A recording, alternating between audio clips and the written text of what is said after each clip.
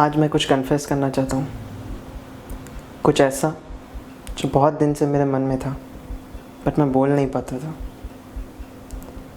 I want to confess that one of the best day of my life was when my best friend died.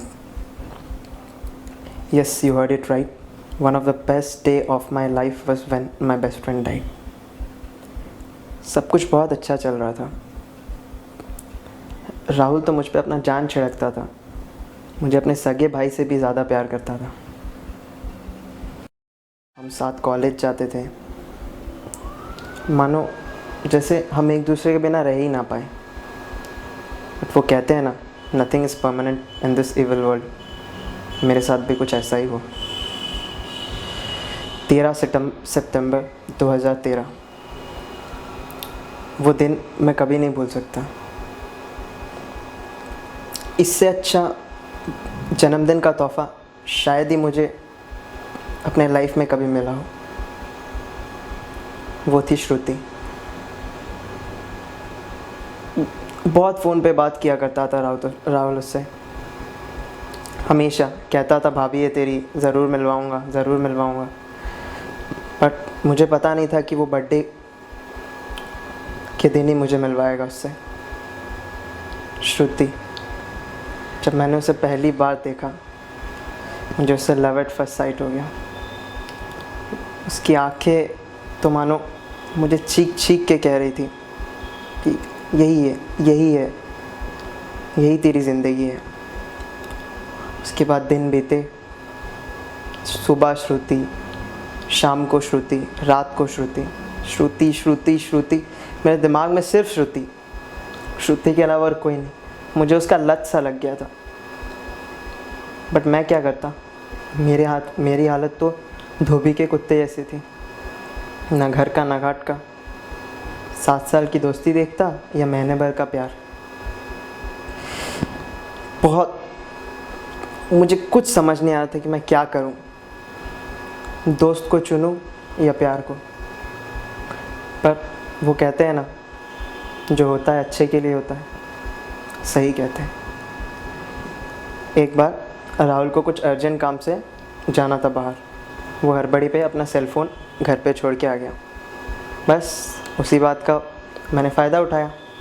मैंने श्रुति का number Rahul के mobile से ले लिया और मैंने श्रुति को कहा कि श्रुति, मुझे तुमसे मिलना है, अभी राहुल के बारे में कुछ बात करना है। श्रुति ने मुझे बिल्कुल मना नहीं किया।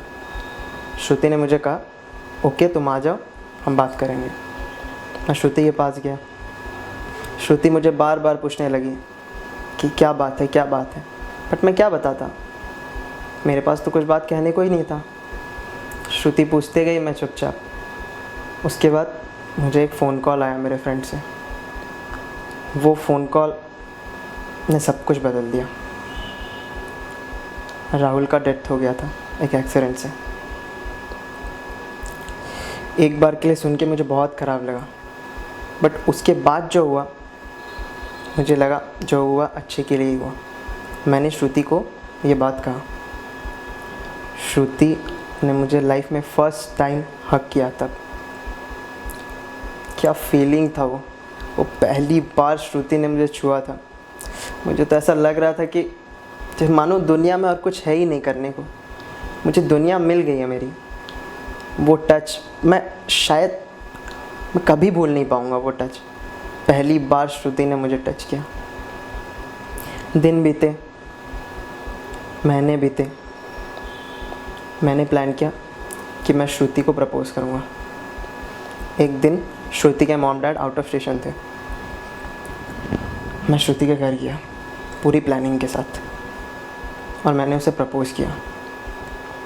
श्रुति ने मुझे मना कर दिया। उसने कहा कि अगर वो मेरा प्रपोज़ल एक्सेप्ट करती है तो वो इनडायरेक्टली राहुल को हर्ट करेगी। मैंने उसे बहुत समझाया। I even cried. हम दोनों रोए। बस मैंने उस रोने का मौके का फ़ायदा उठाया और श्रुति को किस कर दिया। फ्रॉम दैट डे श्रुति ने उसे थोड़ा टाइम लगा, बट उसने मुझे एक्सेप्ट किया। एंड उस दिन से लेके अब तक we are in a relationship. हम खुश हैं, मैं खुश हूँ, श्रुति खुश है, मेरे मॉम डैड खुश हैं। अगर किसी का मौत हो जाने पर अगर इतने जन खुश रहते हैं तो इसमें प्रॉब्लम क्या है? दुनिया में अच्छे लोगों के लिए कोई जगह नहीं, यही सच है। अगर बुराई करके आपको खुशी मिलता है तो व्हाट्स द बिग डील? सही है,